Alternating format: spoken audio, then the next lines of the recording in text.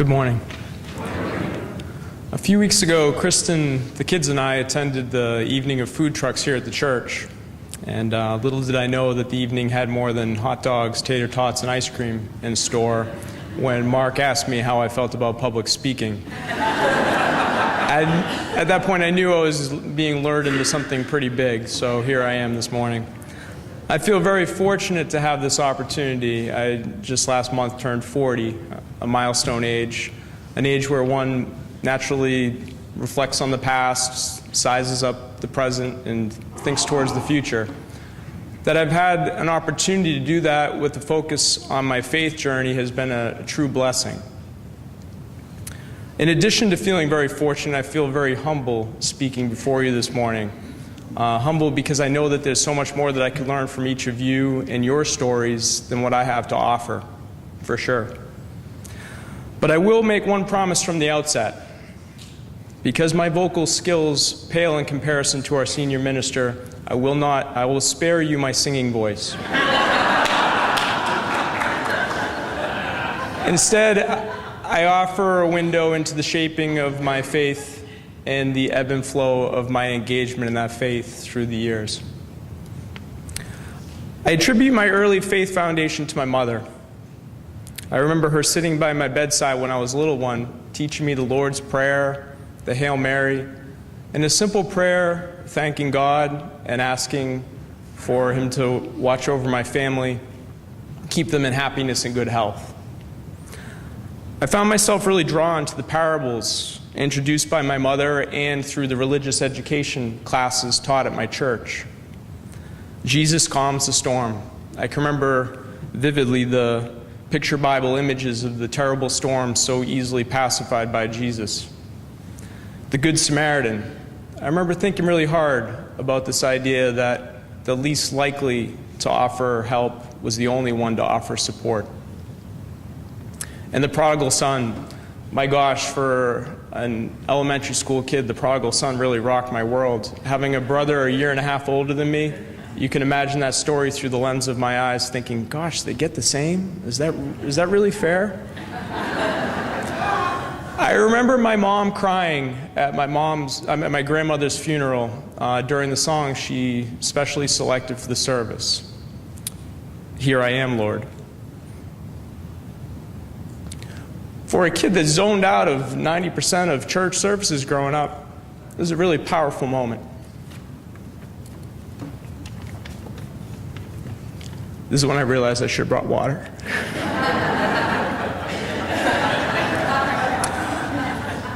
But all of these early faith experiences instilled in me a very strong relationship with Jesus, a very easy, childlike understanding of my relationship.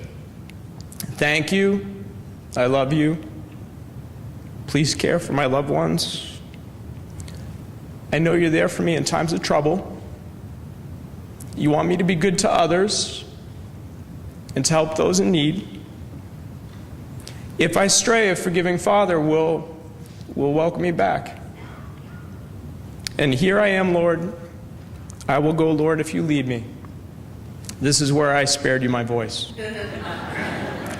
Now, I carried this simple childlike faith into my pre-confirmation interview with the pastor of my church, where after failing to be able to recite anything but the most basic of prayers, he shared with me, this is the problem with our current religious education program.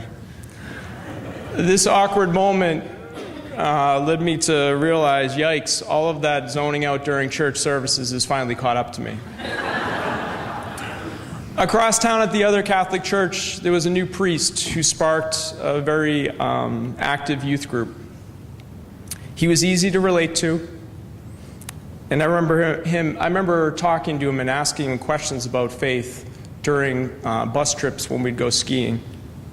He helped stir up that childlike faith in me.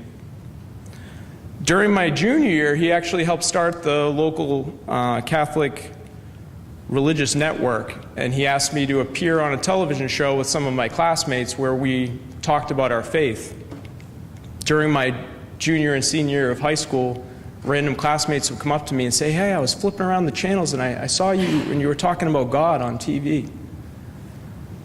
From the religious network to campus life, how far did I fall during my college years? While I made a couple of my closest friends, lifelong friends during college, college was a very selfish and unfulfilling time in my life. On the surface, I might have appeared to be happy, hanging out with friends with no purpose, but inside I was losing myself, ignoring my faith. By my senior year, I was lost. I felt alone and totally insecure. I had had enough. I remember finding a Bible in the school library. I started reading it during that lonely time, and I began praying, simply asking God to be with me again. A return to this childlike faith lifted me up. It comforted me. This stormy period in college led me to join an AmeriCorps volunteer teaching program after college. I was assigned to teach 4th grade in an inner-city Catholic school here in Los Angeles. I earned my teaching degree at night and lived in a faith-based community with a group of volunteers. I had moved out of the fraternity house and into the convent. I challenge you to find anybody else who's ever made such a move. What an experience, though. I love teaching religion. During those years, I learned a bunch of the prayers and rituals through the curriculum that would have made my interview pastor proud. My favorite part of teaching religion was sharing and exploring the parables of Jesus with the students. In addition to my experience teaching, the faith-based community was a blessing. Each Sunday, we had a community gathering. After preparing and sharing dinner together, the group participated in a prayer activity. The 2 years of volunteering and focusing on faith brought tremendous joy into my life. It grounded me. It also brought me my future wife, as she was a fellow volunteer.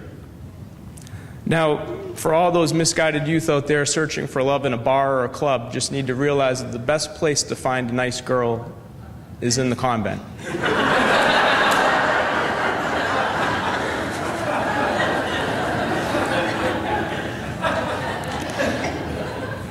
Since the volunteer years, I have certainly had experiences, powerful moments, keeping my faith alive in me. At the births of both my daughter, Lily, and my son, Colin, I found myself kneeling in prayers of thanks and hope in the hospital chapel. A couple of years ago, my mother became dangerously ill with pneumonia.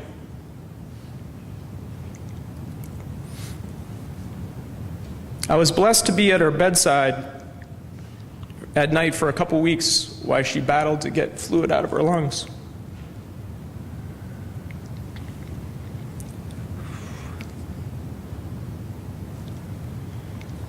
One night she turned to me and said that she thought it was time for her to go.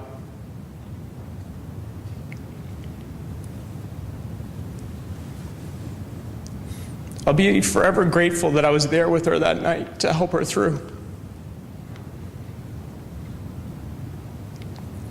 The next morning, after making it through that night with her, I remember collapsing in tears in the hospital chapel.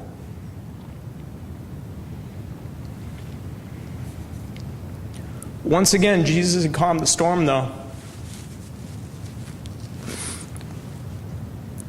As I'm blessed each summer to spend my summers with my mother in New Hampshire. And she joins us each winter to get refuge from the East Coast. Despite such powerful moments in faith, a few years ago, I once again found myself kind of stagnant and lazy in my faith. Church participation became less and less. In fact, church attendance was motivated more by the peace of mind that I didn't skip, as opposed to I'm eager to thank the Lord and grow in faith. This time it was not the child in me, but my own child providing direction back to the faith. As a wake-up call occurred when my son Colin, who was still in a stroller, we happened to be walking by the church we were attending at the time, and Colin asked, "When are we going back to that place again?" Well, Kristen and I knew that it was time for us to re-engage in our faith. But we also asked ourselves some pretty honest questions about what we wanted for our children and family in terms of a place of worship. Enter the Manhattan Beach Community Church. We learned about the church through our research on the United Church of Christ website. We determined that, one, we wanted a church that our daughter Lilia could see equality in leadership roles, non-biased based on gender.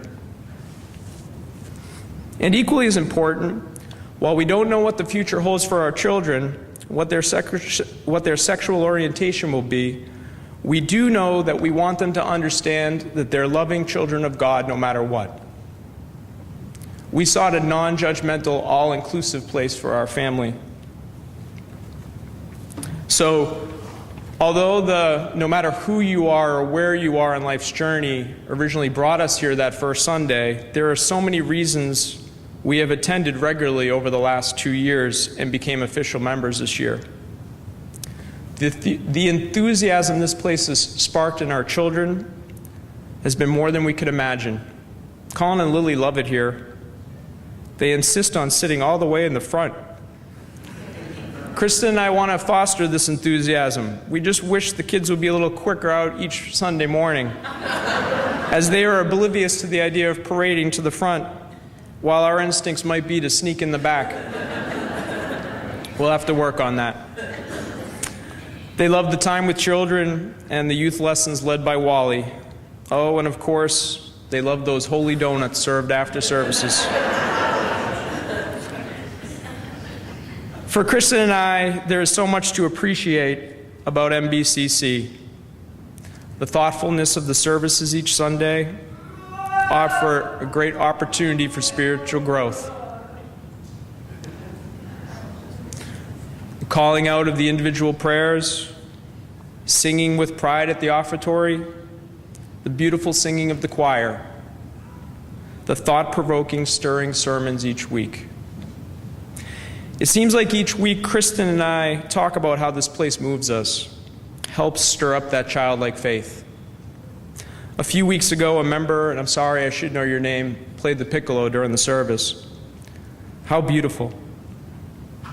During the song, a couple of longtime church members reached out to each other in a loving touch, and it really moved Kristen and I. So while we may have initially had the best intentions of our children in mind, I'm proud to say that MBCC is the center of my faith journey and growth, a place I want to be. A place that, as I look to the future, a place where I want to keep my childlike faith strong without requiring storms in life to wake me up. A place where I challenge myself to be at my best in my relationships and service to others. A place that helps keep me grounded in faith instead of distant and disengaged. A place where I continue to realize that I have so much room for spiritual growth. And finally, a place where I continue reflecting on my faith journey, not because I turned 40 or because Mark asks me, but as part of living a Christian life every day. And thank you very much.